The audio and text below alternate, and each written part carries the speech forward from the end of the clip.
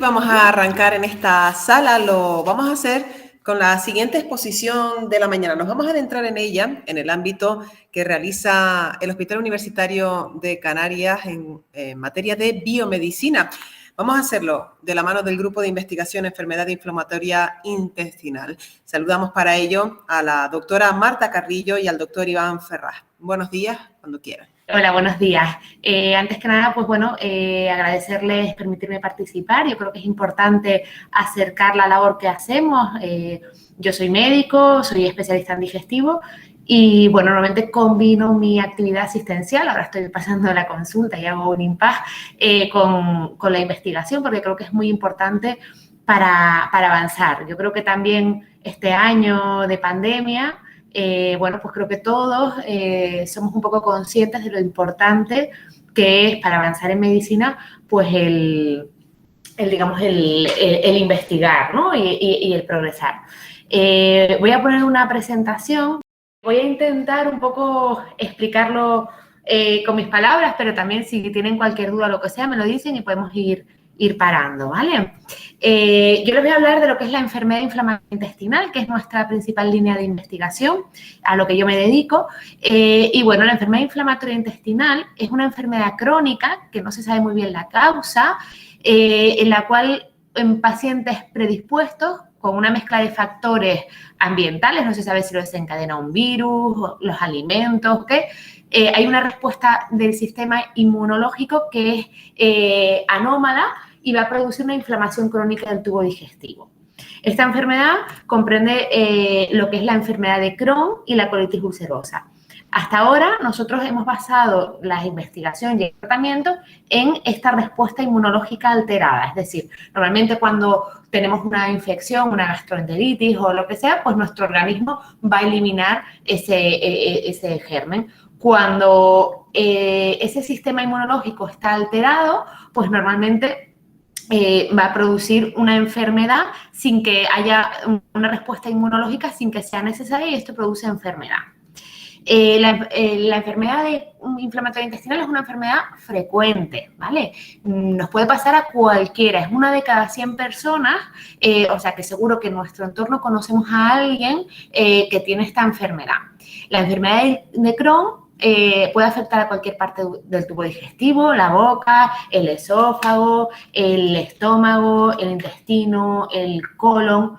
Y normalmente lo que se produce es que, como en esta imagen que vemos aquí, es una imagen en la cual vemos el intestino delgado por dentro, y esta es la mucosa intestinal con las vellosidades que absorben las cosas, pues cuando los nutrientes. Pues cuando hay una inflamación aquí, esto se produce úlceras, y estas úlceras, ¿vale? Aquí lo vemos como son, es como cuando uno tiene pues lesiones en la boca o gastritis que duelen, pues esto produce dolor, produce diarrea y puede alterar mucho la calidad de vida de nuestros pacientes. La otra enfermedad es la colitis ulcerosa, la cual se afecta el colon, y lo que vemos, esta es una colonoscopia en la cual vemos la imagen de un colon normal, y cuando esto está inflamado, pues también produce diarrea, urgencia de tener que ir al baño muchas veces con sangre, y bueno, pueden imaginarse, suele darse en gente joven y puede, digamos, influir mucho también en su calidad de vida. Esta enfermedad se describió por primera vez sobre el año 1940 y vemos en esta gráfica cómo a lo largo de los años hemos ido avanzando en el tratamiento. Pero el gran boom viene a partir del año 2000, en el cual empiezan los fármacos biológicos, que son fármacos que van a ir directamente a controlar lo que está enfermo, la respuesta inmune anómala de esa enfermedad. Aquí vemos un poco cómo tratamos la enfermedad. Esta enfermedad va por brotes, los pacientes tienen épocas que tienen dolor, diarrea, sangre, y después pueden ir volviendo. Nuestro objetivo es tratar ese brote, pero después que no tengan ninguna enfermedad, con lo cual vamos a poner tratamientos de mantenimiento, que son fármacos inmunosupresores. Entonces, los corticoides, también lo habrán oído hablar ahora, por ejemplo, en esto del COVID, que es el único tratamiento que ha demostrado que es eficaz, porque normalmente cuando hay una respuesta anómala, lo que se dice la tormenta de citoquinas, la inflamación, por ejemplo, en el COVID a nivel pulmonar, pero en la enfermedad inflamatoria intestinal a nivel intestinal, pues los corticoides bajan esa inflamación y son muy útiles en un momento dado, pero no se pueden mantener mucho tiempo porque tienen muchos efectos secundarios. Por eso surgen los nuevos fármacos, estos que hemos dicho anti-TNF, y bueno, en los últimos años han cambiado el manejo de la enfermedad y sí que han demostrado que disminuyen la necesidad de intervenciones quirúrgicas, de ingresos hospitalarios y influye directamente en que nuestros pacientes tengan una mejor calidad de vida. Sin embargo, sabemos que hay un porcentaje de pacientes que no responden, hasta un 40%, y que los pacientes que responden, hasta la mitad de ellos pueden ir perdiendo respuesta. Por lo tanto, y además tienen efectos secundarios. Por lo tanto, aunque hay nuevas líneas y nuevos fármacos, como vemos aquí, de investigación, tenemos que optimizar los tratamientos. Ante esta situación, nosotros nos planteamos, la primera línea de investigación que tenemos nosotros es monitorizar estos fármacos. Normalmente los anti-TNF son los fármacos que se llaman infliximab y adalimumab. Los usamos pues mucho y normalmente nos planteamos qué podemos hacer para ayudar a nuestros pacientes y nos planteamos ver qué es lo que ocurre. Normalmente o clásicamente estos tratamientos se ponían pues una misma dosis a todos los pacientes, pero al monitorizarlos, es decir, al sacarles una analítica y ver cómo están, podemos ver qué es lo que nos ocurre. Si tenemos niveles de fármaco que son subóptimos, es decir, que no llegamos, bien porque el paciente es más obeso o bien porque tiene mucha inflamación y se está escapando el fármaco, o bien porque el paciente no se lo pone, porque sabemos que son enfermedades crónicas y a veces cuesta ponérselo, o bien porque hacen anticuerpos contra el fármaco. Entonces, nos planteamos medir en estos pacientes digamos, la cantidad de fármaco y ver si esto se relacionaba con la enfermedad y también si tenían anticuerpos contra el fármaco, porque a veces pueden desarrollar anticuerpos y hacer que pierdan respuesta. Esto es lo que se llama monitorizar, ¿vale? Monitorizar el fármaco, y hay dos corrientes. Una es la monitorización reactiva, es decir, cuando vemos que un paciente no va bien, empezamos a medirlo, o la monitorización proactiva, es decir, adelantarnos a que el paciente se ponga malo y, digamos, irlo midiendo. Nosotros intentamos en esta línea pues, monitorizar de forma proactiva. Por lo tanto, aquí les traigo pues, el primer trabajo que hemos publicado nosotros, que era la utilidad de la determinación de niveles de infliximab en la práctica clínica habitual en el Hospital Universitario de Canarias. Y aquí les pongo las otras líneas que están ahora mismo en desarrollo. Cuando nosotros planteamos un estudio, una investigación, la hacemos, pero además la debemos divulgar, ¿vale? Y para eso la presentamos en congresos o las publicamos en revistas científicas. Esta la presentamos en un congreso justo antes de la pandemia, la llegamos a publicar también. Y, bueno, cuando planteamos un estudio, tenemos que plantearnos siempre un objetivo. El objetivo de nuestro estudio, en este caso, era describir los niveles de fármaco y de anticuerpos antifármacos y ver si se correlacionaba con la actividad de la enfermedad. Para eso planteamos un estudio retrospectivo, es decir, miramos los pacientes que teníamos y los analizamos. Y fue entre el 2017 y el 2019. Nosotros analizamos las características de nuestros pacientes, la edad, el peso, la enfermedad que tenían, cómo estaban, y midimos, y los niveles que habíamos medido y los anticuerpos. Conseguimos analizar 181 pacientes y sí que vimos que los niveles de fármaco, que normalmente debían estar entre 3 y 7, pues si los teníamos por encima de lo recomendado, un poquito por encima, estaban mejor. Con lo cual, vimos que la monitorización de los fármacos es útil y que además hay que optimizarlos, intentarlos tener siempre justo un poquito por encima del nivel de 7. Esto es importante en nuestra práctica clínica. Esta es una línea y la siguiente línea va a venir de cara a la inflamación crónica. Para eso nos ayudaba el doctor Iván Ferraz, que es reumatólogo de este hospital y que tenía mucha experiencia en otras enfermedades reumáticas, como puede ser la artritis reumatoide, el lupus, el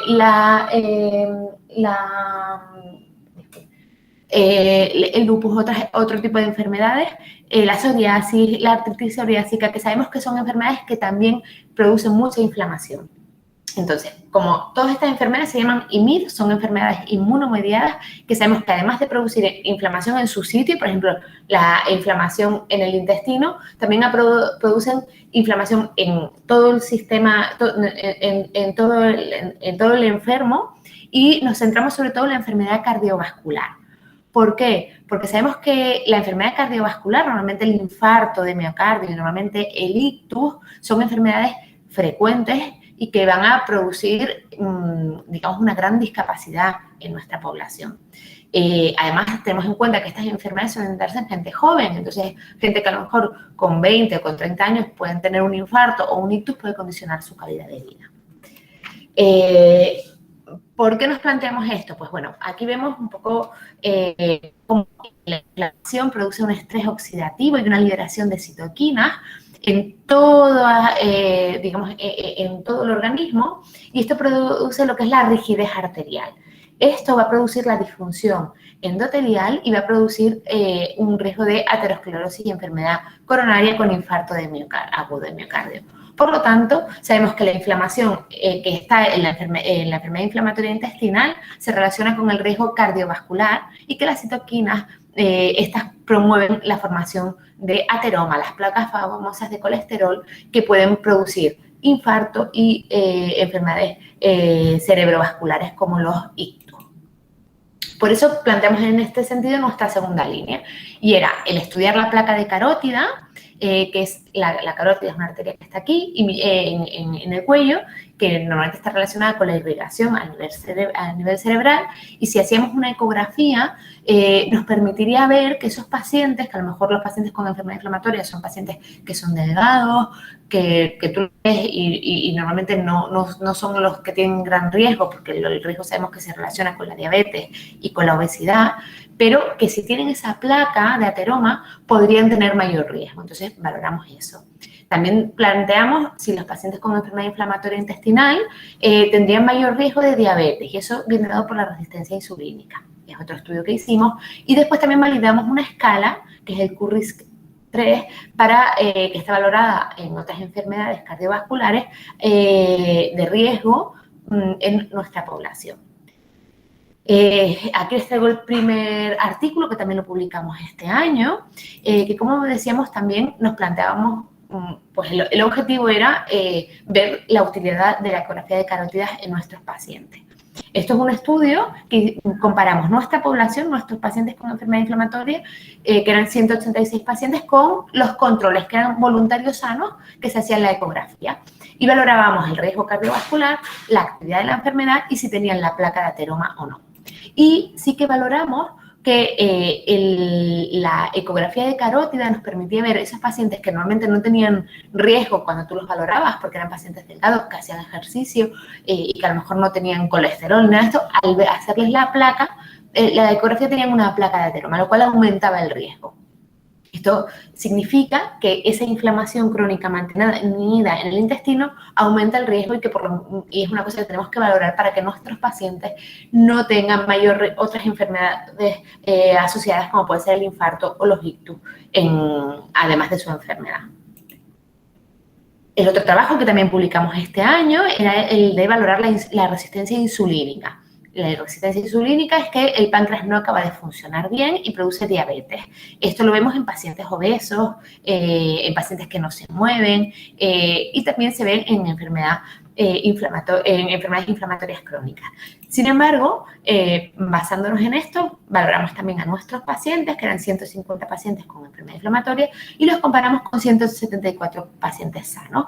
Y sí que valoramos cómo estaban la secreción de insulina, cómo estaban estas cosas en nuestros pacientes. Y también la presencia de grasa en el hígado, que también es una enfermedad que vemos cada vez más, con el síndrome metabólico.